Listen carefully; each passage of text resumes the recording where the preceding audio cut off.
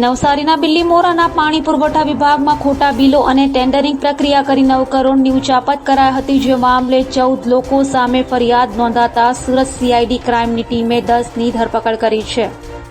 નવસારી જિલ્લાના બિલ્લીમોરાના પાણી પુરવઠા વિભાગના અધિકારીઓની ધરપકડ સુરત સીઆઈડી ક્રાઇમ દ્વારા કરવામાં આવી છે. ક્લાસ 1 અધિકારી, કોન્ટ્રાક્ટર સહિત 10 લોકોની ધરપકડ કરાઈ છે. આરોપીઓમાં મહિલા અધિકારી પણ સામેલ છે. આ તમામ આરોપીઓએ પાણી પુરવઠામાં ખોટી રીતે ટેન્ડરિંગ કરાઈ હતી.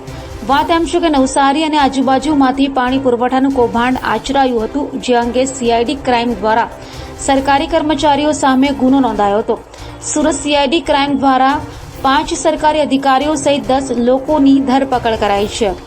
સીઆઈડી ક્રાઇમ દ્વારા એક કાર્યપાલ ઇજનેર, 2 ડેપ્યુટી ઇજનેર, 2 ક્લાર્ક અને 5 હેડ કોન્ટ્રાક્ટરોની ધરપકડ કરાઈ છે, જેઓએ કરોડોની ઉચાપત કરી હતી.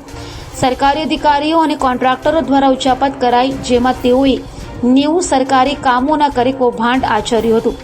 હાલ તો આ મામલે વધુ તપાસ હાથ ધરાઈ છે.